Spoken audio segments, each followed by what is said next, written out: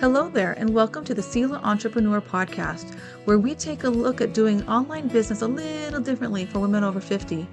I'm your host, Marta Gertson, entrepreneur and business owner since 2008, and for far too long, I struggled with trying to figure out what I wanted to be when my business and I grew up.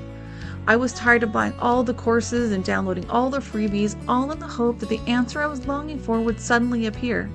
Turns out, clarity doesn't come in an instant. It's a journey of discovery and finding answers layer by layer.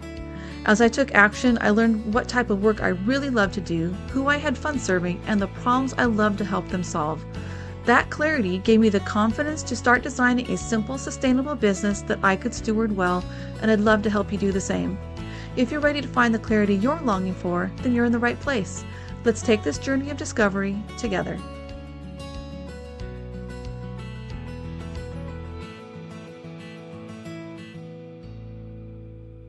It doesn't matter how long you've been on your business clarity journey.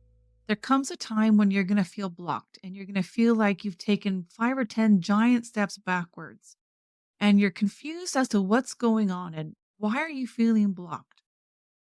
So today I'd like to talk to you about the 4 most common blocks that I see happen in both myself and the women I coach. Because the clarity journey is a journey. It's not a one and done thing. It is a process of peeling back layers to get to the core of who you are.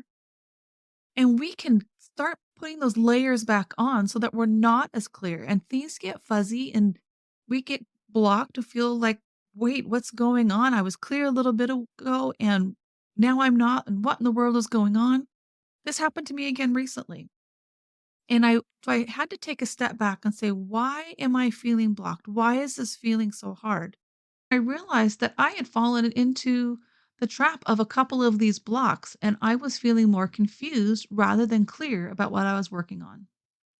I had to take a step back and say, okay, how am I going to fix this? How am I going to get back to feeling confident about the direction, the confidence that I know that if I go back and look at my project description, I know what I'm supposed to be doing. I know why I'm doing it, but I have put those layers of confusion back on all by myself. I didn't need anybody's help to do that. It was an aha moment that this is something that you have to monitor. It is something that you have to look at and examine and figure out, why do I feel blocked? So today I want to talk to you about 3 things that can halt you or block you on your business clarity journey, what those blocks are, and then what do we do about it? How do we remove those blocks and get back on track? The first one, and this is the one that I have fallen into again recently, I allowed too much noise into my head, into my world, into my projects, into my ideas. And this noise comes from my inbox, comes from social media, comes from taking a course or a class or a program and joining a membership. It also comes from listening to too many podcasts. I love to learn. If you would have told me that in high school, I would have laughed at you. But once I got through college and then also started learning fun things like hobby things and businessy things that really helped grow my business, I discovered I love to learn. And that's a good problem to have. However, it can be a problem when it's taken to the extreme where you are consuming so much information and never acting on it, never applying it to your life or to your business and growing with it. So the noise in my head was coming from the fact that I had signed up for some programs. I signed up for a few webinars, things that I would really wanted to know, and a couple of them that I really needed to know, but I was doing too much of it. And I was letting too many competing opinions come into my head, come into my world through my inbox, the people I followed on social media, from a couple small little programs that I purchased, and definitely from the podcast, because I do love a good podcast and I tend to turn them on and just keep listening. But all of that can create so much noise and add on so many layers of confusion onto what you've already built and what you've already figured out. You can confuse yourself by letting all that noise in. And when we do that, we get to the point again that we're consuming, we're not producing. We're listening but not acting. We're just moving on to the next piece of information. And we can get stuck in this cycle of, oh, maybe I should try this. Oh, maybe I should try that. Instead of just carefully consuming and taking action on it before we add more opinions and more voices. So not taking action on what you already know and instead moving on to the next idea, the next podcast, the next research project. You're not applying what you've learned and you're not figuring out if it's a good fit for you, or you're not running it through your filter of your business clarity map that we've talked about in another episode.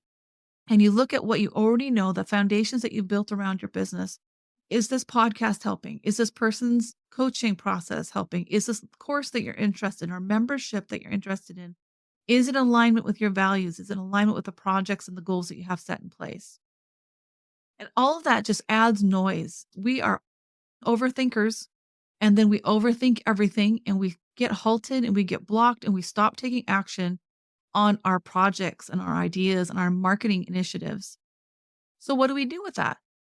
We remove the block. And the easiest way is to go on an unsubscribe mission, which is something I've been doing over the last couple of weeks. I've unfollowed people on social media. I've unsubscribed from a lot of newsletters.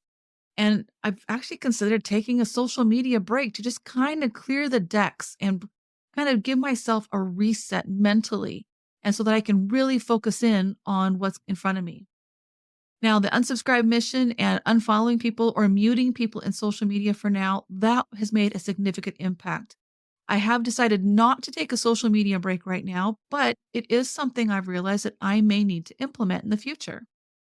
I don't need to download any more freebies. I don't need to buy any more classes or join any memberships unless it's for a specific piece of information that when I look at what my project and there's something I don't know how to do, then it's okay to go find help for that particular skill or learning a tool or whatever you need to take that project forward. But that's where discernment comes in. That's where running your ideas through a filter and understanding what your needs are regarding that project are.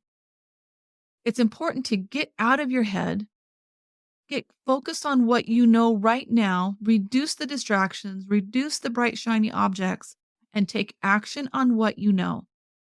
So that's block number one.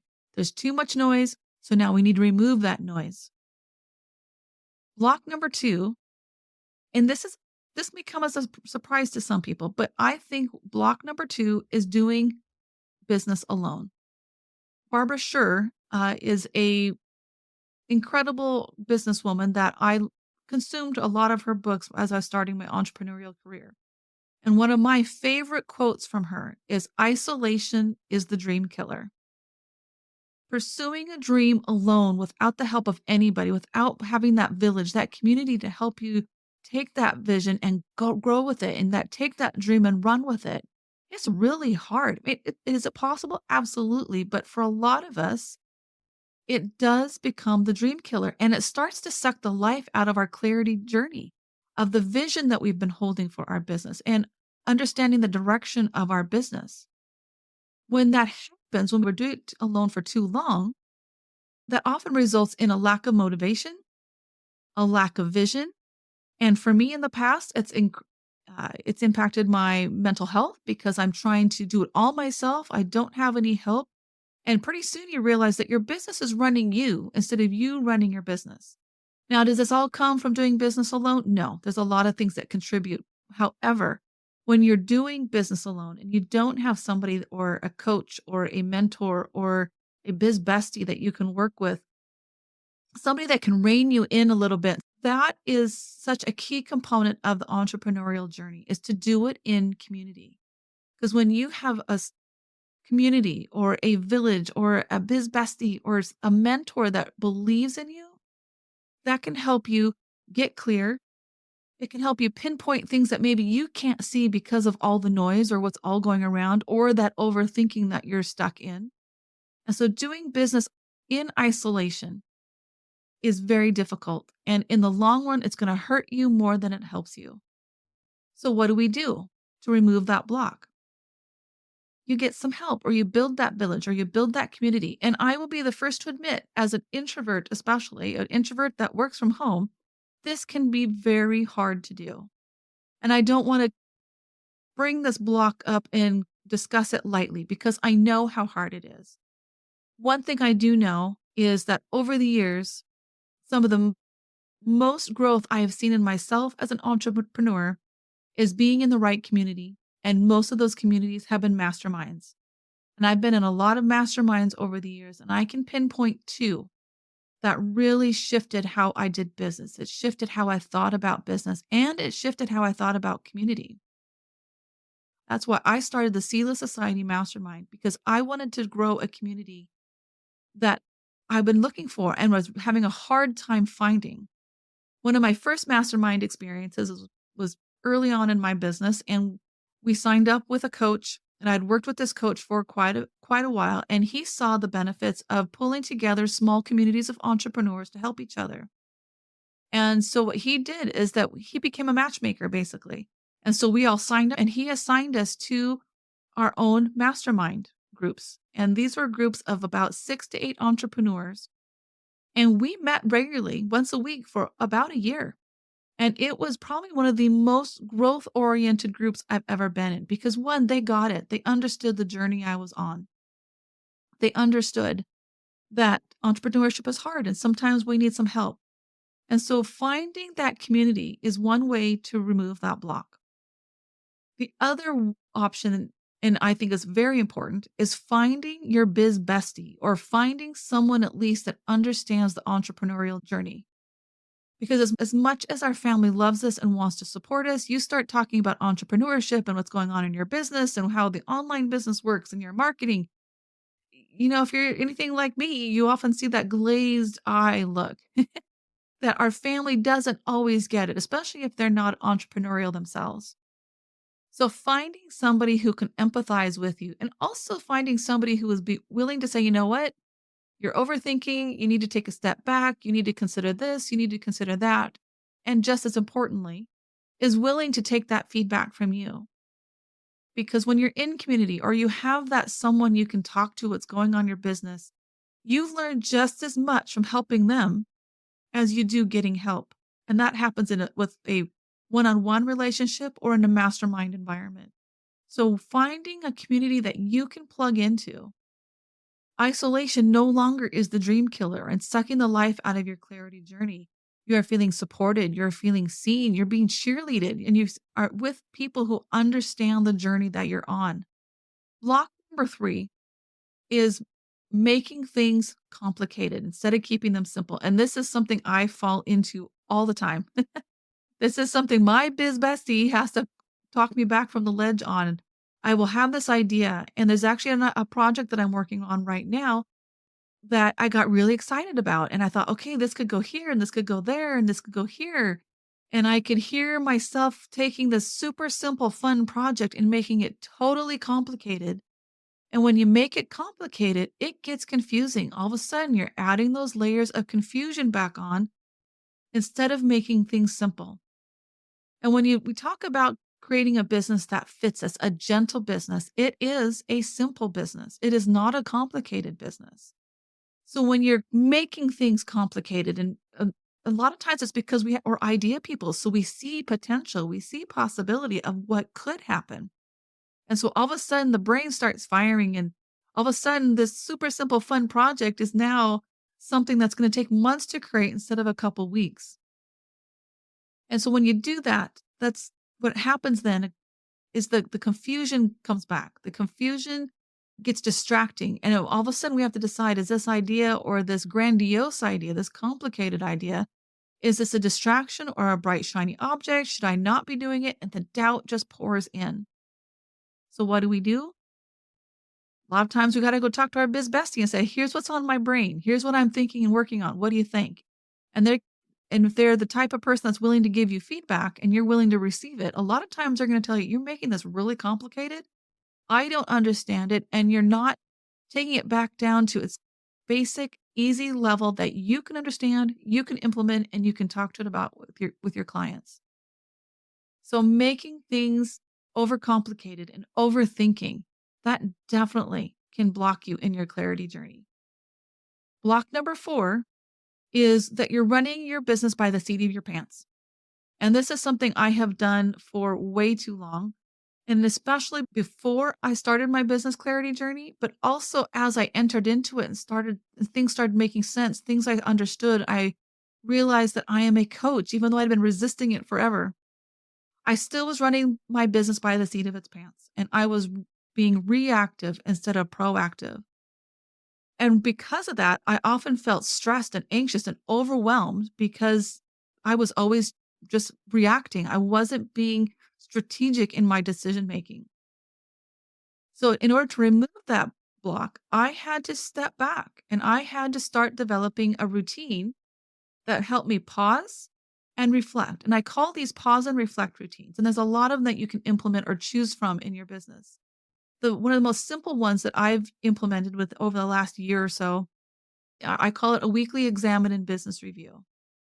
And it helps me slow down, be in the moment, and really de-stress. And I've actually added part of this routine to our mastermind meetings. Is how we start using the ADMAR steps, which stands for alive, draining, moments, aware, and release. And I will link to the podcast episode about this process because it does make a difference. This has become a weekly routine that I implement usually on a Sunday night, or if I run out of time, I try to do it first thing Monday morning. And it helps me slow down, reflect on the week that's happened, look at any pending items, look at my calendar and what didn't get done, and then looking to the week ahead and planning out my week, making sure that I understand when my appointments are, when are things due, when does the podcast need to be done, when does the Grateful Friday newsletter need to be done, when do I have client projects or client calls scheduled, and all of this has helped me slow down, de-stress, feel way less overwhelmed, and it's allowed me to make strategic decisions about my business instead of feeling like I'm always flying by the seat of my pants. And that has made such a difference in my business clarity journey. And it's something I'm leaning into even more this year. I've added a couple more pause and reflect routines that I can already see making a difference this year. So, some examples of pause and reflect routines are the one I just talked about, the weekly business examine and review. I've added this year business meetings with God where I dedicate a time each week to sit down and just really pray over my business and say, Lord, where would you want me to focus? What do you want me to do next? Is this the project or is that the project? And the insight and additional clarity I have received from these dedicated times to think about my business is really amazing. And it's something I do not want to stop. And I will be talking more about this in the weeks or months to come because I can already see what a difference it's making in my business. The other pause and reflect routines that I recommend are a monthly business review where you take stock of what's going on in your business. Check out your stats, check out your emails, which ones are getting good open rates, which ones are getting good click through rates. Looking at, for me, I look at the podcast. How are my downloads doing? Which episodes are being downloaded the most? Then there's also the quarterly business review, which takes the monthly review that you've done, but you can see it on a quarterly basis. And once you have several quarters or year's worth of quarterly reviews under your belt, you have so much information that you can take forward with you into the new year. These pause and reflect routines have made such a difference in my life and the life of my clients, especially those women in my Selah Mastermind group, where we take time to evaluate our business, see what's happening, see what's going on, and get that overall feeling of what's going on in our business. And we also have the stats to back it up. This is what helps you start making strategic decisions. These are the things that help you proactive and be active in your business and giving you clarity instead of feeling like you're always on the other end of reacting and putting out fires. If you are feeling overwhelmed, if you feel like you've been on your business clarity journey and you're just feeling stuck, I'd encourage you to take a look at one of these four blocks. Are you allowing too much noise into your world, into your business world, into your business through your inbox, through social media, through courses that you're taking? Are you joining a bunch of programs and memberships, or you're working with multiple coaches? Which in and of themselves, nothing is inherently wrong about these, but too much information, too much consuming rather than taking action and producing, that can be one of the biggest blocks in business clarity. And then block number two, are you doing business alone in isolation where you are not getting the support that you need to keep your business moving forward, to keep you on your business clarity journey? Block number three, are you making things complicated, so complicated that you can't figure them out and you can't get the project done and you can't talk about it with people? that the marketing and sharing and selling what you're working on is not working because you made it so complicated. That is a huge block for a lot of the women that I talk with, that we've made things so complicated that we can't distill it down to its basic premise and be able to explain it simply and easily in our marketing and conversations. And then block number 4. Are you running your business by the seat of your pants by not having established pause and reflect routines that allow you to take a step back, take a moment to focus on your business and get real about what's happening in your business, what happened in the previous week or the previous month or the previous quarter, and plan and prepare for the week, month, or quarter ahead. As you listen to these 4 blocks, do you find one is jumping out at you more than the other? Are you finding that, I need that pause and reflect routine? I see how that could help me. I know how hard it is to adopt these pause and reflect routines into your business. The thought of taking time to add one more thing to your schedule seems undoable and not worth the time. I can tell you, though, that from my own experience in my own business, and as we adopt some of these processes into the Selah Society Mastermind, I have seen what a difference learning to pause and reflect has had on my business and in the lives of my clients. This pause and reflect is, I think, a pillar, one of the primary pillars of a business clarity journey, because we need to give ourselves the margin and the space to think about our business instead of rushing on to the next thing. But I also know how hard it is to do this. And this is something that's taken me at least a year to really get comfortable with and feel comfortable with sharing how I do it, to be perfectly honest. But I know what a difference it has made. And I'm excited to be able to share this with you. This week, at the time of this recording, we're in early March of 2024. I am announcing the launch of a new product to help you develop your own pause and reflect routines with the Selah Entrepreneur Journal Bundle. This is a quarterly publication that I will be releasing here in 2024, specifically for Christian women entrepreneurs who are ready to add a pause and reflect routine into their business. This is a journal bundle. The first one has the theme of retreat. And we're going to be talking about retreating, which is a strategic withdrawal, which is what a retreat is, or a pause and reflect routine is. It is a strategic withdrawal from the everyday of what's going on in your business and taking time to take a look at what's happening in your business, what's working, what's not, and then looking ahead to what needs to be done in the coming weeks and months. This bundle comes in 2 parts. Journal number 1 is full of articles and scripture reading plans, along with journaling prompts, so that you can take those articles, you can look at those Bible verses and see how they apply to your business. I don't want you just to read these and move on to the next thing. This is about consuming and then producing and using it. And that is the intent of this, is to help you pause and reflect on information that can help you and decide if it fits your business and how to apply it into your business. Journal number 2 is specifically to set up a weekly business examine and review. And an examine is a critical study. It is taking a particular scripture verse and meditating on it and reflecting on it and pausing to really take it in. And how does this verse apply to my life and into my business?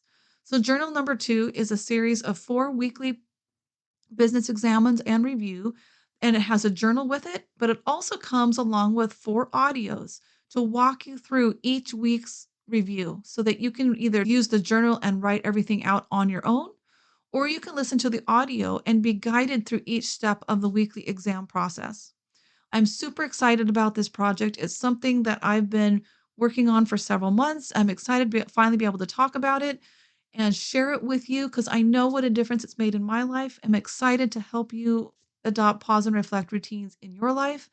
This bundle will be available at selahstudios.co/journal.